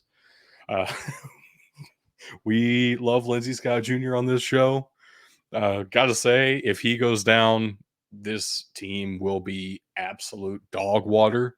But he's healthy and playing, so they're rolling. That's kind of how this works right now. Yeah, very much looking forward to see Incarnate Word heading into the next round. This is a surprising team when the head coach and quarterback both left for Washington State last season. You know, Cam Ward now with Wazoo. I still have Cam Ward merch for the first year of NIL. But Lindsey Scott Jr. came in, GJ Kinney came in, and they have kept the train rolling in San Antonio. Very impressive. Any chance that Lindsey Scott makes a move to Texas State? I've got no idea about what his eligibility and that sort of thing is. He has been in college for A? like 8 years or something now. It's crazy. Yeah, okay. He's definitely going to be going to the XFL. That's my bet. Yeah, okay. Where he will be electric, and some NFL team will wish they had him. That's also my bet. Next up, William and Mary, the CAA champions, taking on Gardner Webb, winning the Southland, but with a couple of losses on their resume as well. We talked about this quite a bit last week. Gardner Webb had 3 of their losses on the season coming against FBS opponents. So very battle-tested Gardner Webb Bulldogs here. And they do beat Eastern Kentucky in the first round, but they fall to William and Mary. The Tribe are simply too strong and powerful. The CAA is a very good conference. No doubt about it. I think it got overrated this year a little bit. I don't think New Hampshire or Delaware really should have gotten as much respect as they did necessarily. Maybe not New Hampshire. That was a bad example. New Hampshire was good this year. But Delaware especially probably got in over some other deserving teams because they're CAA. But William and Mary looks every bit the part and is the reason the CAA gets the respect that they do. 54-14. I don't think I said the final score yet for this one. But the Tribe do beat the Bulldogs. And so far, all 3 of us on the show, Bug, Doug, and Tug, we're all 3 for 3 on our picks this first round. It's an incredible run. I'm trying to think. William and Mary strikes me as maybe former college of Mike Tomlin and Sean McDermott. Ooh, I believe that's worth a Google in the background. I don't know. Yeah, I think they were teammates at William and Mary. I'll Google it. But yeah, my poor blue chickens, my blue hens, my goodness. Yeah, the one FCS team that you root for got destroyed. 42-6. South Dakota State does beat up on Delaware. SDSU was the number 1 seed in the entire playoffs. Big favorites the entire way. Extremely talented. The Missouri Valley Football Conference generally has some of the best athletes in the entire FCS. And we saw it kind of get concentrated this year in just South Dakota State and North Dakota State. SDSU getting the number 1 overall seed because they were able to win in the Fargo Dome. Kind of looks like they deserved that in this one. 42-6, kind of unreal. That, yeah, the Jackrabbits are pretty powerful, gotta say. What a beatdown. It seems like if it's not North Dakota State University in the FCS, it's South Dakota State. Well, Don't count Good out North God. Dakota State just yet. We'll see them on the next slide No. here. But let's start off with Weber State at Montana State. Now, we all picked Weber State to win this game for a very simple reason. When they played in the regular season, Montana State won on some bullshit. All right. The long snapper for Weber State was out. They had a replacement long snapper who snapped the ball through their own end zone 4 different times for 4 safeties on the game. And Weber State lost by 5. Oh my. The long snapper spotted the Bobcats 8 points, and they still only lost by 5. So we all took Weber State, saying they should have won the regular season. They're not going to let that happen to them again. Montana State took care of it. They really played like the better team all 4 quarters here, actually. 33-25, still just a 1 possession game there at the end. But yeah, Montana State looked pretty dang good. That's our first miss in the entire FCS playoffs. The second round. You had anyway. a draft prospect, didn't you?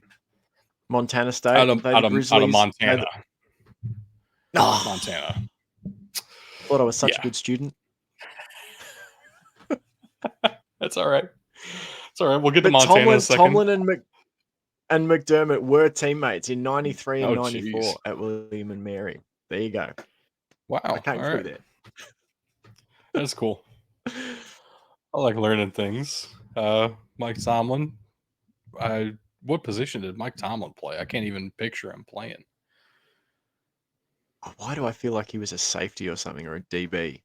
Now I've got to Google again. I'll go back to Google. Okay. All right. I'll talk about Southeastern Louisiana and Samford real quick.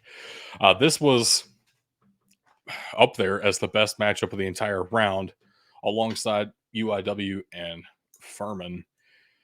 48-42 in overtime. Samford pulls this one out.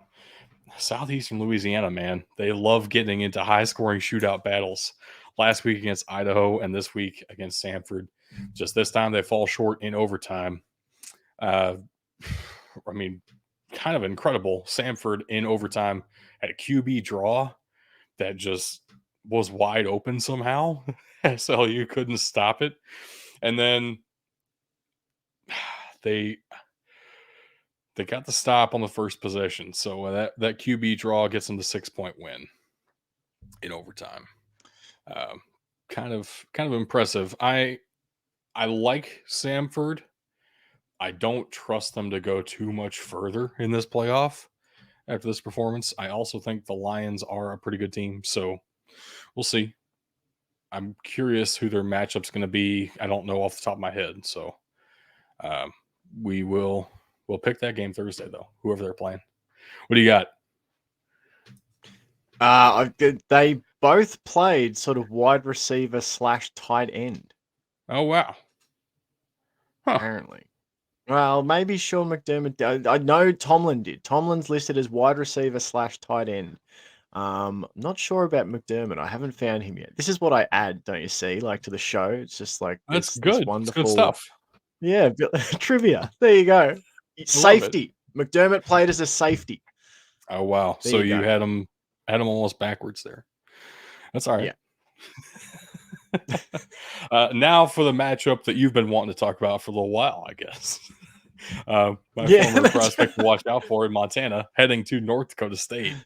So I had expressed some concern for NDSU last episode, because their main NFL prospect kind of guy on the offense, Hunter Lupke, is out with some knee problems, getting some second opinions, third opinions from out of state at this point.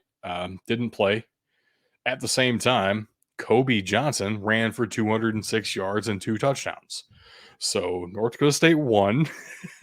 It's 49-26. And yeah, North Dakota State's still pretty good. What do you know? This is insane. I was just looking at the box score for this. North Dakota State Bison's QB Cam Miller throws 6 of 10 for 58 yards and a pick. but they've got Johnson, who rushed 12 times for 206 yards and 2 touchdowns. Yep. Williams, 11 rushes, 101 yards and a touchdown. And Cam Miller, the QB, 81 yards on 8 carries for 2 scores. Goodness me. Talk about ground and pound. Bit different from the days of like Trey Lance when he was slinging it around.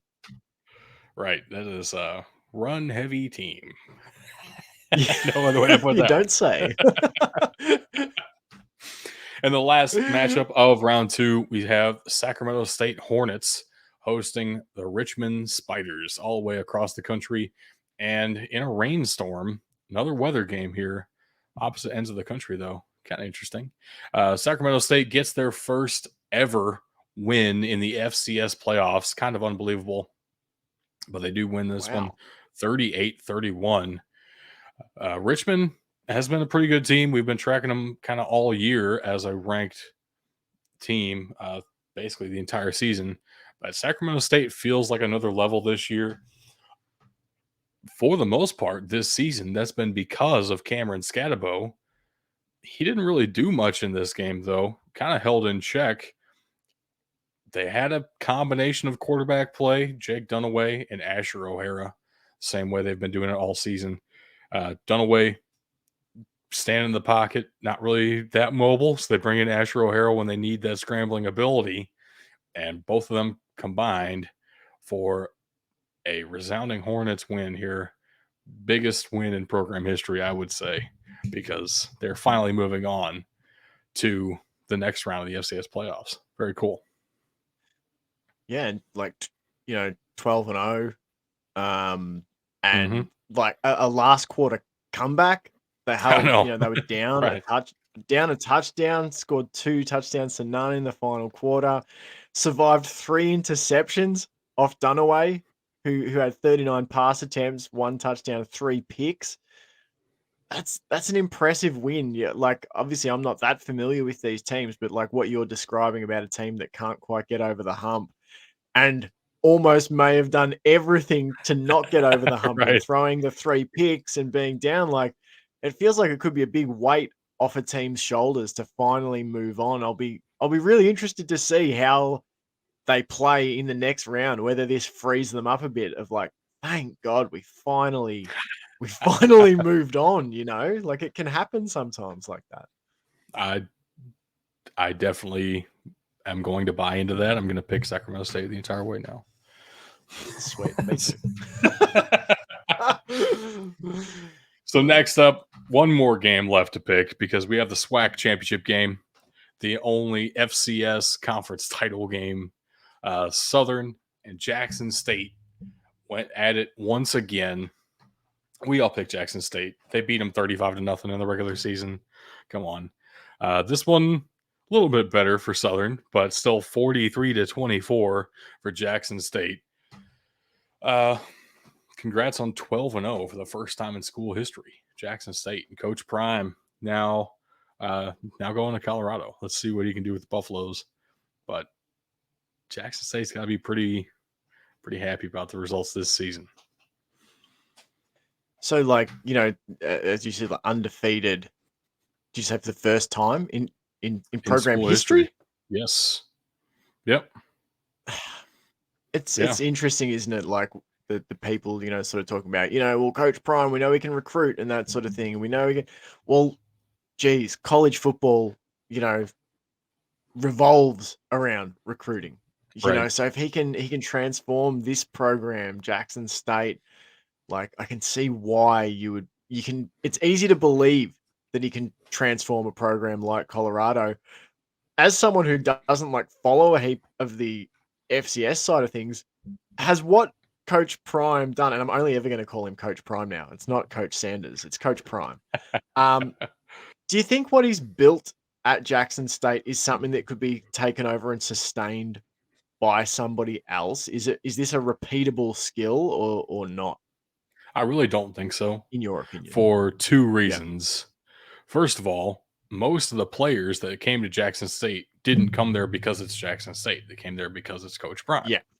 So now those kind of players aren't going to come to Jackson State anymore, which was a big reason they were winning. They were truly out talenting. I mean, I've used that phrase a lot this episode, but I think it's Yeah. absolutely true. Jackson State was doing that to a lot of teams in their conference this year.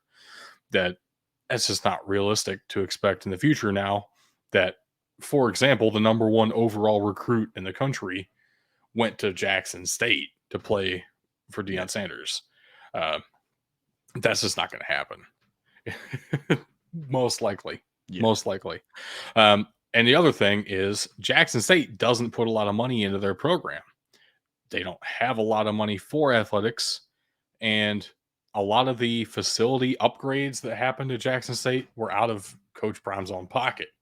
They didn't have a lot of a big pool for assistant coaches.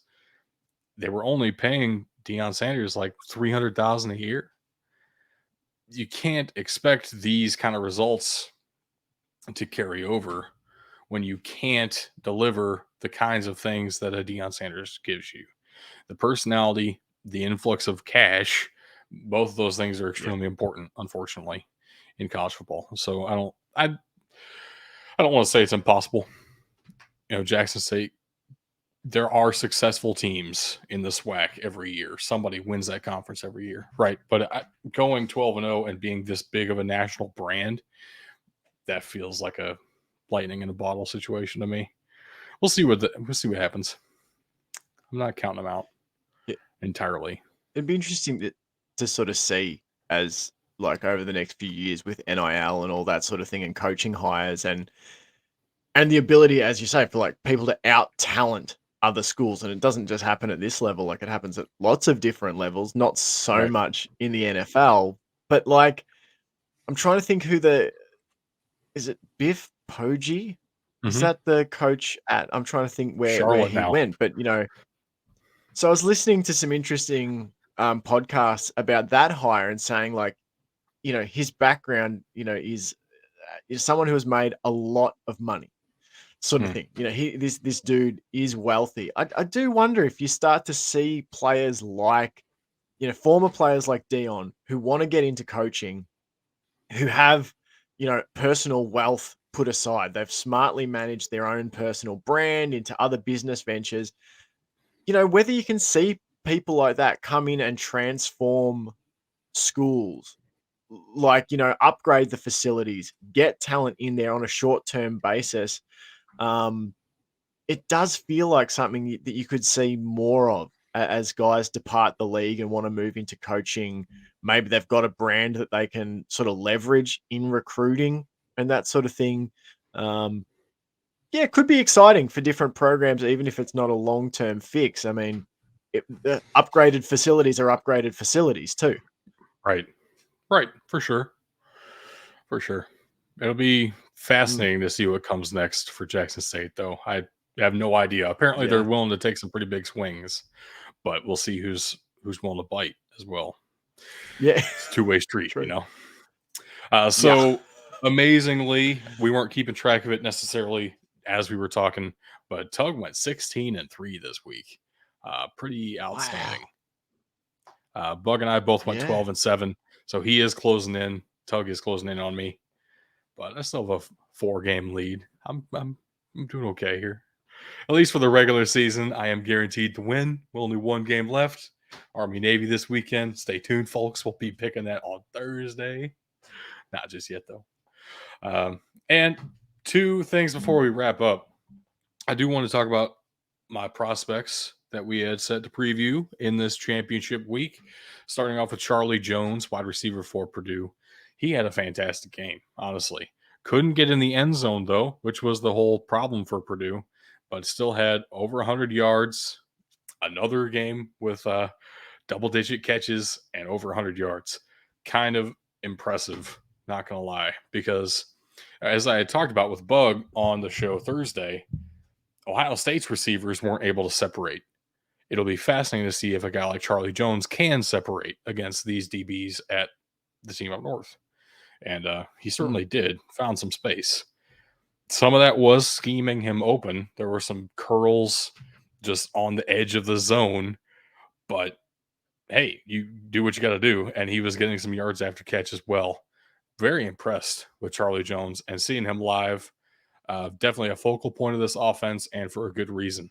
So, top 100 prospect for sure, in my opinion here. And then on the defensive side of the ball, I did take David Perales, defensive end for Fresno State. His whole story coming up from a JUCO simply because he didn't have much football experience. His grades were phenomenal, but didn't get much love as a recruit. Makes the All California Community College Athletic Association academic team. Had to remember how to say that. And then goes to Sacramento State, performs well again. This season at Fresno State, he has had 15 tackles for loss and 10.5 sacks. No stats recorded other than he batted down one pass, I guess, in the championship game against Boise State. But still, applying pressure, making Boise State a little bit scared. I didn't get to watch this game. I don't know if he was double teamed. I was watching some other games of his, made me interested in him as a prospect. Who's your guy on Twitter, Draft Vogel? I got him to start looking at this guy as well. So we'll see. We'll see what he comes back with. I'm very interested in that one. Nobody's talking about David Perales as a prospect. I really think they should be because his stats are unreal. And he's got the size for it. 37 tackles for loss and 22 sacks in 3 seasons at Fresno State. That's not bad. I would say it's pretty dang good. Yeah. So that's all we got for the show. It's been another long one. I don't know, the past 7 episodes or so have all been like 2 hours. I think we got to figure something out there. At the same time, I love talking football. It's always fun to do it with my good buddies. And of course, that week includes Jake of the Jake Bowtell Experience, Sports Experience. Thank you. What is your show anymore? The Jake Bowtell Sports Experience, right? I think I've called it the Football Experience a couple of times before, and it's like, you changed the name. I know you did. I gotta get that right in my head. We talk a lot of football, so it's still accurate. I know. But before we sign off, do you want to shout out any links? Do you have any other places where people can find you? Anything like that you wanted to get off your chest? Yeah, you can definitely find me on Twitter. It's probably the best place to follow. I am on Facebook and Instagram, but Twitter's probably where I'm most active, at the JBSE. We do twice a week NFL podcasts at the moment, previews and recaps of all the action, and probably going to move into covering XFL when that starts up as well. Nice. And the CFL next year, that's the aim. And Nathan Rourke from the BC Lions, currently on an NFL tour. He worked out for the Raiders, visiting the Broncos and Jacksonville Jaguars as well. So don't know what the future holds for him, but whatever it is, I hope it works out for him. So just wanted to shout that out there at the end too. Fantastic. And if you're looking for more BDT football, basically search for that basically anywhere on Twitter, Facebook, Instagram, all that sort of stuff. Our Twitch and YouTube are Big Dudes in the Trenches, all one word, all spelled out like that. All those links will be down in the description of this podcast, along with Jake's links as well. And once again, thank you so much for joining me, man. Really do appreciate it. From all the way on the other side of the world. Kind of crazy. Yeah, but no worries at all. Fun. Thanks for the invite. Yeah, man.